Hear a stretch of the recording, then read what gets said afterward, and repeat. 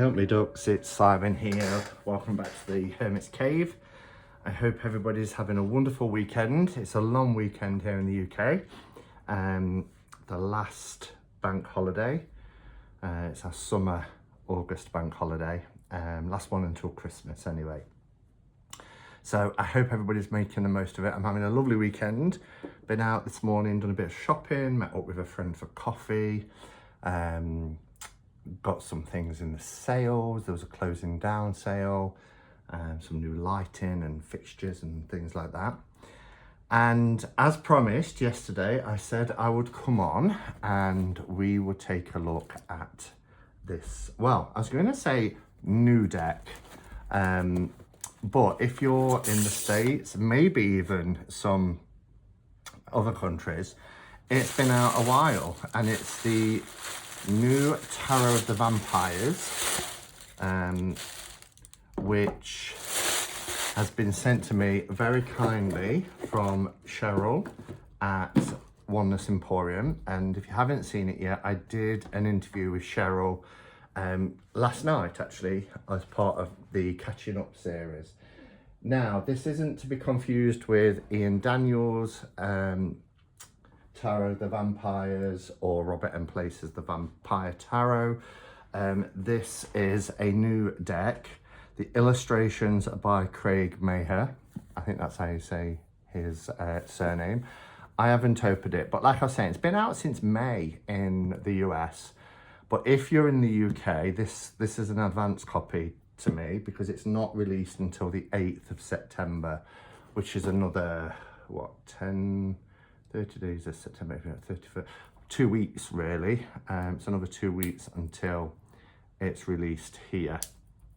But Llewellyn very kindly sent it to Cheryl to pass on to me to do a walkthrough of it, which I'm excited to do. So I'm just going to break the seal on this set. And I love Vampire Tarots. The only one I didn't really gel with and let go of was Bohemian Gothic, which was a Baba Studios deck. I realised I was kind of keeping it because Baba Studios, and I love the quality of their production quality. But there was something about it, I just couldn't connect with it. I think it was the blue, and I know, you know, it's vampire, so it's nighttime, it's twilight and all that sort of thing. But yeah, I just struggled with it a little bit. But I certainly love Ian Daniels' deck, and I love the book that goes with that, Phantasmagoria, and really love Robert M. Place's deck, and I got that just as it went out of print. So this is the latest Vampire Tarot. It's, like I said, it's from Llewellyn. It's in this beautiful presentation box, which is very standard for Llewellyn. They really go to town on their production. And I'm interested to see what the cardstock's going to be like, because there's been a huge improvement. And the last deck of theirs, which was The Witch's Garden, I absolutely loved it. Now, I know this isn't a linen cardstock like that one was, but be interested to see what it's like. So it says, sink your fangs into the mysteries of life and seek out your darkest desires. This thrilling deck resurrects vampire archetypes for a new age. These children of the night are modern, nuanced and deadly creatures who will inspire you to unearth forgotten treasures within yourself. Craig Maher's, however you say his name, I feel like I'm saying it wrong, and it should be very easy to pronounce. Maher. Craig Maher's illustrations explore themes of power, conflict, romance and adventure. Woven throughout the cards is the external human story told through the eyes of vampires, and the companion book by Charles Harrington reveals how the journey gives you new insights into the cards. This Rider-Waite Smith-based deck opens your eyes to the wonders of life, death, and what it's like to move through the world as an outsider. I'm sure many of us can relate to that. What I like about this is how it's flipped. You know, it's put in Craig Maher as the illustrator first and foremost, And then it talks about the companion book by Charles Harrington. And very often, when somebody's got a real name for themselves, I'm thinking of like Colette Baron Reid or something like that, it's the author that takes precedence in terms of the marketing, and then you have to search for the illustrator's name, and that's not what Llewellyn's done here, and I really like that. So, illustrated by Craig Maher, Tarot of the Vampires, and Charles Harrington is the author of the book. Includes 78 card deck and a 240 page book. So that's a decent guidebook we're getting there. As you can see here, beautifully illustrated. You can see it's a modern take. I think Cheryl's saying, because she's had hers since about May, with getting advanced copies, and she was saying it's very kitsch and it's very sort of 70s and 80s, which is right up my street. That really, you know, does it for me. Again, with Llewellyn, we've got these beautiful, oh, I love the lily and the rose on the back. That's surely the backs. Let's have a look. Feels like a nice chunky deck. Yes, lily and the rose. And we've got the illustration here at the bottom. Nice enclosed space, no cards can get underneath. And again, you can take these out if you don't want them and just pop it, if you keep your cards in a bag or something like that. But while they're nice like this, where it's quite a nice enclosed and you get this ribbon, I tend to keep them in the presentation box. But beautiful in terms of packaging. The production quality is really, really nice. This is a lovely book. It's a glossy book, even on the inside. And I love that we get these huge full page illustrations of each of the cards. So let's have a look what we get. Codes of the Vampires. Codex of the Vampires. About the author, I love that this is like a coffin shape. Charles Harrington, so we get to see a little bit about him. He's worked on other guidebooks such as Murder of the Crows Tarot. That's a great deck that I've got. Point Tarot V, Formula Scarab. So he's worked with other decks. And then the illustrator here. And then we go into, look at this scene here. I love it. I love the images in this deck. Come Away With Me, In the Night, Shadow of the Vampire, A Mercifully Brief History of the Tarot. Yeah, spare us. Every book's got a history of the tarot. A Deck of Shadows, Sinking Your Teeth into a Tarot Reading, and which covers a practice reading, a word of caution, reading reversals, if that floats your boat, your tarot journal, symbols and portents, and then we've got a ritual to bless your new deck. That's always helpful. Tarot spreads, so there's quite a few tarot spreads there. Daily draw, 4-card, horseshoe, crossroads, between heaven and hell, and one for shadow work. I get a lot of questions asking about shadow work, what it is and that sort of thing. And I have done a video on shadow work before, but you know, it doesn't always come up when you search for it. So it's nice there's a section here on that. And then a grimoire of meanings. So then you go into your major arcana and then each of your suits, which you've got wands, cups, swords and pentacles. So they haven't switched any of the suits around to fit a theme. And then just like we've got Come Away With Me in the Night, we've then got The Night Is Young.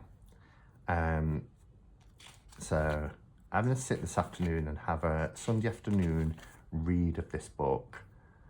Oh, I love this. Is this the Magician card? Look at this. Quite smouldering. The Deck of Shadows. Looks very Emperor. And then Sinking Your Teeth. So there's lots of information in this book. A ritual to bless your deck. And then tarot spreads. Wow, look at this. Look at this card. So quite a few spreads here. Horseshoe, crossroads. Oh, I like this. The significator, and then do you take path A or path B? Between heaven and hell is just a 3-card spread. The heavens, humanity, and the netherworld. And then a bit here about shadow work. And then you've got your grimoire of meanings, and you go into your cards. Oh, this is where the rose and the lily comes from. So does it paint a scene? Let's see, a young woman out of a, yes. So again, love this. This is like a huge bonus for me. I don't like books that just tell you the generics. I like to hear why the cards have been depicted the way they have for those archetypes. So I'll just read the full so you get an idea. A young woman out for an evening stroll has a chance encounter with an intriguing stranger. He offers her a blood-red rose and an evening of unusual adventures. She hesitates for a moment, considering whether she will accept. So this is like a storybook. I wonder if it is kind of like a story. Because this is written like a beautiful storybook, which I like. The Fool is the card of the innocent, one whose naivety allows them to consider choices that a wiser soul would flee from. I don't know if I would flee. I'm a fool. In myth, it is foolish and inexperienced young person who begins the hero's journey when they accept a call to adventure. In fact, the arc of the major arcana has long been called the Fool's Journey. This card indicates the start of a transformative exploration. It asks us to enthusiastically say yes to life and all its unknown possibilities. It reminds us that we have much to learn about the world, and that to learn more requires seeking out direct experience. The Fool recommends accepting a diversion to our plan. Zag instead of zigging. Listen to your instincts and be open to unexpected options. This is an auspicious card for anyone who feels they need to change things up. Above all, have fun. Fools tend to travel light. They act now when the moment is right, rather than packing and preparing for unforeseen obstacles. And then there's a little bit on reversed. So reversed, this card warns of foolishness and unhealthy risks. What seems like a bit of fun is likely recklessness. The reversed Fool says we should ignore the tantalizing diversions and instead act prudently, choose safely and uncertainty.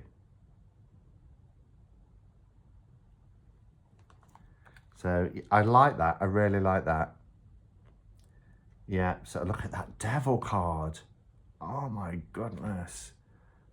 The young couple find themselves in the grasp of a powerful and ancient vampire lord. Yeah, this is going to be like, I might just sit and read this from cover to cover, which I seldom do with guidebooks, but this really does feel like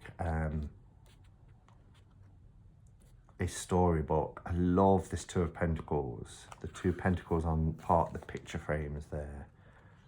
Ah, fantastic, fantastic book. All right, I know you're all screaming at the whatever you're watching me on, TV or your phones. Say, get on with it, get to the cards. Everybody likes to see the cards, but we were seeing a lot of the cards there anyway, in those images within the books. Oh gosh, this is it. Perfect, perfect, perfect. This card stock is just right. You can always tell by the thickness of a deck, and I think, you know, previously we've spoke about, you know, when like Llewellyn and other publishers have gone to big, nice boxes and books. Sometimes we've been compromised on the cards. Not in this case. This is a lovely, it's got some flex, but you can see that it's a nice quality deck. The winning formula. It's got everything when it comes to production. Gorgeous box, fantastic guidebook, and really nice cards. You'll see that they are borderless. I'm just going to bring the camera down. That's better. So as I was saying, you can see that they're borderless, and we just have this little panel at the bottom with the titles. Is that the same all the way through? Yeah, with this kind of metallic silver background. Really love these backs. I love the stone masonry work here, and the contrast of the rose and the lily. Obviously, it won't be reversible because you'll know the lily's up at the top if it's reversed. But I don't read reversals, so that's not an issue for me. In terms of cardstock, I think Llewellyn tends to be a little bit smaller than like US Games or MPC. Oh, hardly even worth noting really. It's very, very minor, same width. So yeah, really nice. I'm really impressed. Okay, so let's have a look at, I'll hold them actually. Have we got enough light? It seems a little bit dark. Let me just flick the light on. Hopefully that's a little bit better. So here we see our young couple, and she's being tempted there as she's out for her evening stroll. And here obviously we've got this young dashing young man, quite possibly the vampire here, and she's being tempted. Love this magician card. I saw this picture in the book and it really stood out. Again, very modern take on the magician. He's got this, well, it's his wand because, you know, but it's in this Ankh design. We've got this, it almost looks like intestines or something. It's coming out of his wrist. This is this blood, isn't it? Obviously, you know, he's perhaps used the dagger because there's a little bit of blood, as you can see there on the dagger. So he's opened up an artery, and then we've got this blood making the lemniscate here. He's got his chalice, pentacle, obviously the sword and the wand. He's got a mobile phone, you know, so it's quite a modern take. The High Priestess, she's holding these two hearts here. I love the kind of polarity here of the moon and the sun, and she's in between. And I think this is kind of like that, what it was saying in the book, sort of like we've got this universe running through her here in her dress and everything. She's a part of the stars. She's the in-between worlds. Empress is beautiful. I love that she's surrounded by, you know, this is beautiful owl, is it? Have a look, yeah. And a wolf, snake. She's very much part of the land. She's barefooted, naked. It's not just barefooted, she's completely bare, but the snake is covering her breasts here. Our Emperor.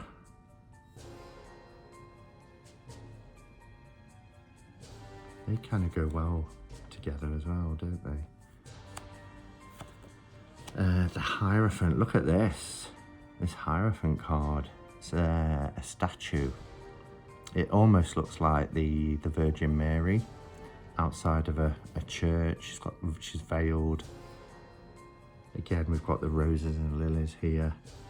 Some candles lit. The light coming out, emanating outwards. Our Lovers. Wow, she's lots of blood. If you're squeamish of blood, I love this angel behind.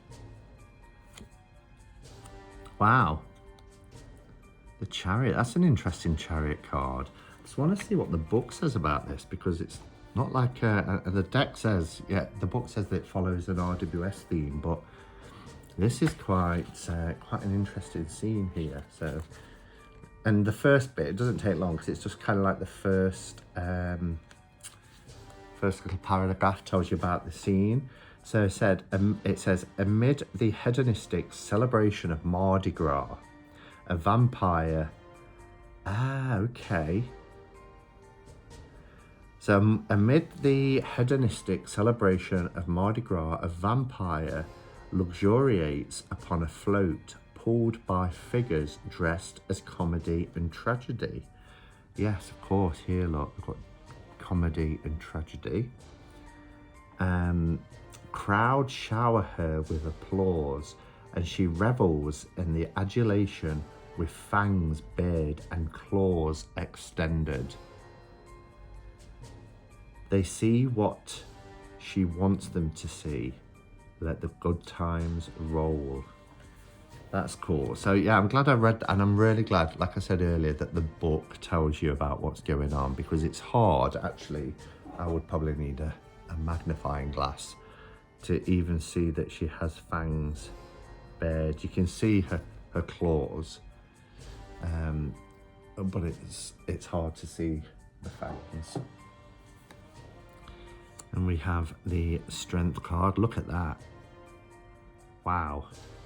Again, it took me a second or two to realise that part of the body is this lion here in this red, with this roaring jaw here. And again, her talons are out. Incredible card. The imagery in this deck is fantastic. Love this gargoyle here. Look at this hermit card. And you can see there's a bigger gargoyle as well, because you can see the claws here resting on the edge. Ah, and then the city below. Do you see all the city?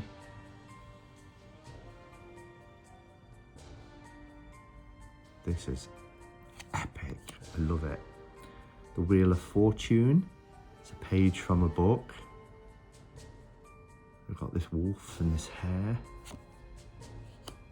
Justice. Practicing with his sword slinging. We have the Hanged Man. Wow, look at that. Death. So the fang marks here in the archery.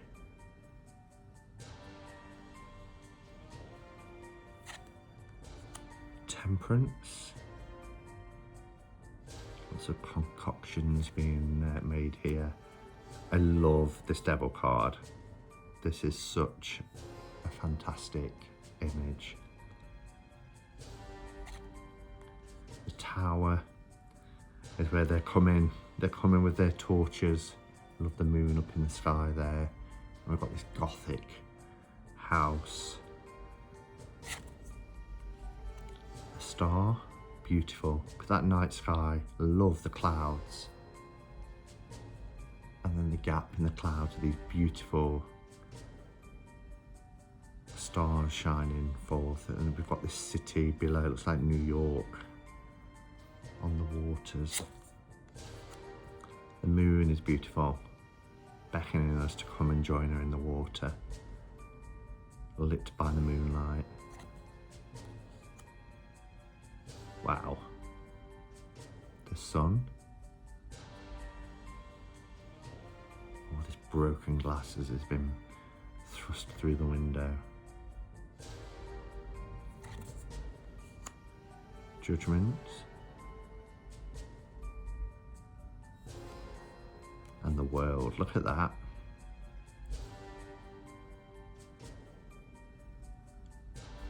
I'm not sure. I think this is a famous landmark. I want to say New York. Let's just have a quick look. High above the city streets, the fledgling vampire whose journey we have followed rejoices in her new life. So she's for the journey that we followed. That's what I was saying about the story element. So this is obviously the same young vampire who was enticed in the Fool card, obviously, you know, in the Death card has transitioned. There she is in the Devil card. I get it. She rejoices in her new life. In her hands are the lily of mortality and the rose of the immortals. So that we saw that, that's obviously, you know, why they're on the backs of the cards, but we saw that in the full card as well. So it's the lily of mortality and the rose of the immortals. She needs not choose between them. She has retained the light of her humanity and become the protectress of her city, embracing the gifts and powers of her new form. She endured much to get to this place, transformed and joyous, fully alive and aware. Wow. Now I'm wondering if each of the suits follow a different story.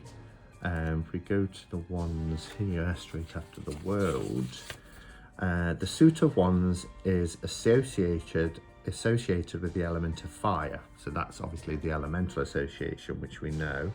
These cards represent energy, passion, boldness, spirituality, adventure, and ambition.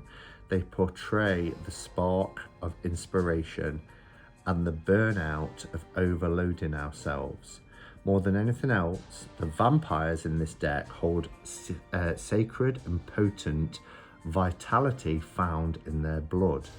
The wands are depicted as ankhs, so that's why we've got this beautiful ankh on the front of the card for the ace.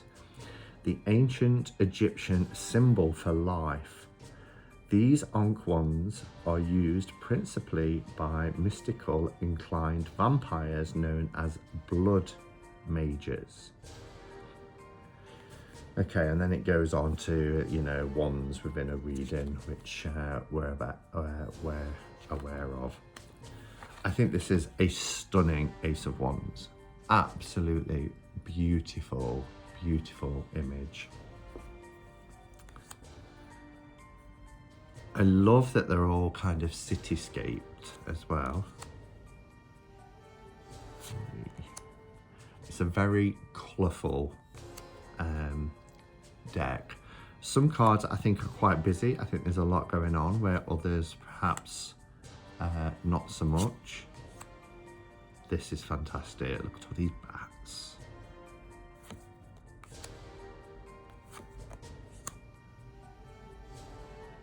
Does look like New York, doesn't it? And the courts are the same. Page, knight, queen, and king. And then we have our cups, and we've got these chalices here. This looks like the Glastonbury well within the Chalice Gardens at Glastonbury. Let's see what it says for our cups. The suit of cups is associated with the element of water. These cards represent emotions, art, relationships, inner reflection, dreams, and empathy. They portray the depths of love and the pain of loss. Though monstrous by nature, vampires are renowned for their love of beauty, music, and artwork of all kinds. The chalices and the other vessels, here we go, are marked with the Vesica Piscis, which is the concentric circles that represent worlds coming together in unity and hint at the mysteries of the Holy Grail. So yeah, it's those sacred geometry, the Vesica Piscis, which is, of course, like I said, what we see on the Glastonbury chalice well, because of the hints there to the Holy Grail, which is believed to be buried in the under the Glastonbury Tor, which is the chalice well is at the foot of the Glastonbury Tor. The vampires in this suit seek out connection to remind themselves of their human souls. Oh, I love this deck. Beautiful. I love that. I'd love to get a chalice like this with the Vesica Piscis on it. Three of Cups.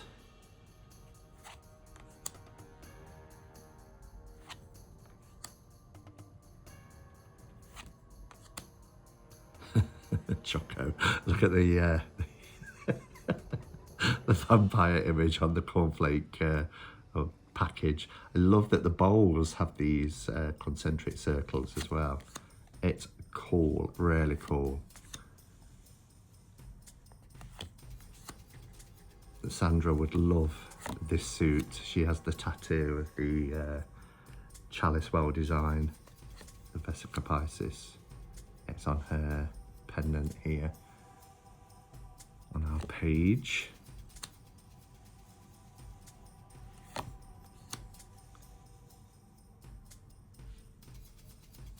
Wow, what an image. Wow, and we have these swords with these bat wings. So let's see what the book says about the swords.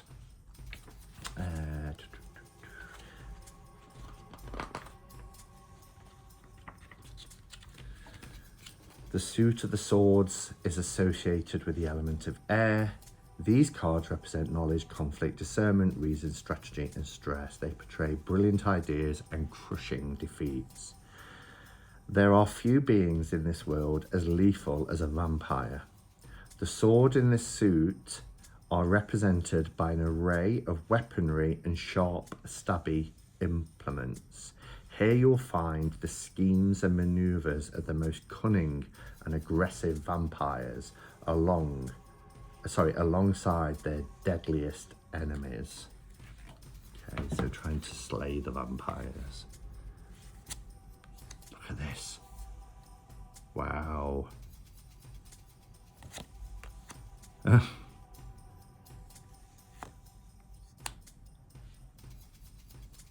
Love this card. Look at this glass casket and the light shining in here. That reminds me of Blink in Doctor Who with the Weeping Angels, the statues. Got a werewolf there. Again, enemy of the vampire.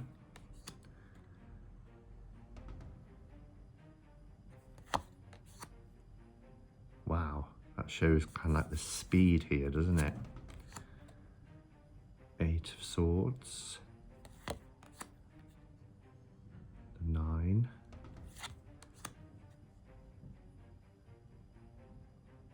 And the 10 of Swords.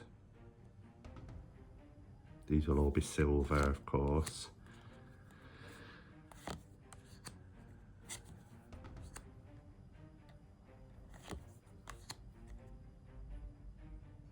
Or was it silver for the bullet for a werewolf? Was it a stake for the vampire? So our final suit is our pentacle suit. Let's see what we have here then as the description for this suit. The suit of pentacles is associated with the element of earth. These cards represent resources, finance, works, solidity, strength, and manifestation. They portray the rewards of success and the drudgery of toil. Vampires' virtual immortality allows them to accumulate great wealth and power for themselves. The pentacles are depicted as the seal of the eternal order. So they've all got this 5-pointed star and the skull with the fangs. A shadow government made up of elite vampires who meddle in the affairs of mortal nations and manipulate the world in accordance with their designs. Whilst the other 3 suits describe ineffable and invisible things in a reading, pentacles show us that which is real and tangible. The cards in this suit tend to indicate areas where hard work and dedication are needed in order for us to create and manifest our dreams. Love this hand reaching up from the ground as well, from the grave. The 2 of Pentacles. I love this. I mean, he is kind of balancing, he's holding on here with one hand on this little step ladder. I love the roaring fire, that sort of comfort of home. I love how the pentacles are part of the frames, ornate frames.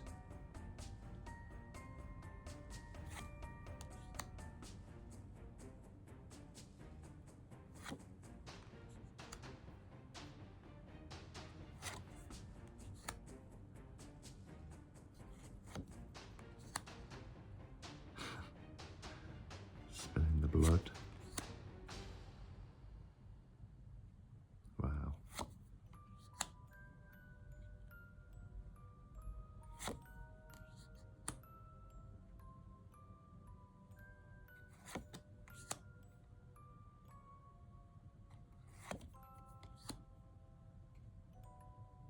Lots of statues in this deck.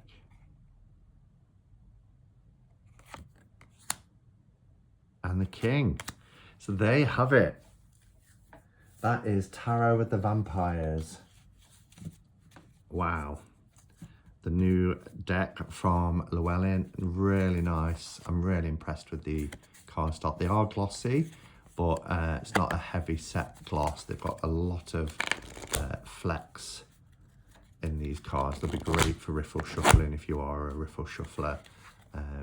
Yeah, but really nice. Really impressed with the cards. Super impressed with the information that you get in the book, and the production in general is just really, really great.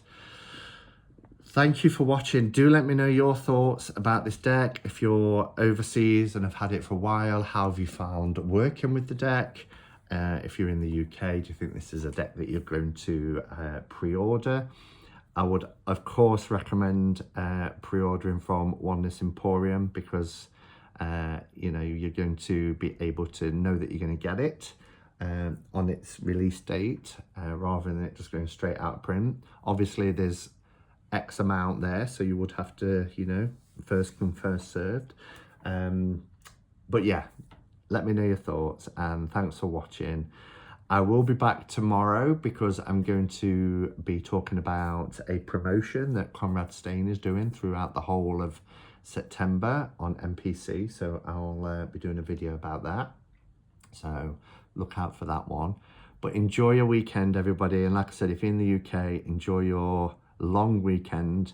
And until next time, go in peace. Namaste and blessed be.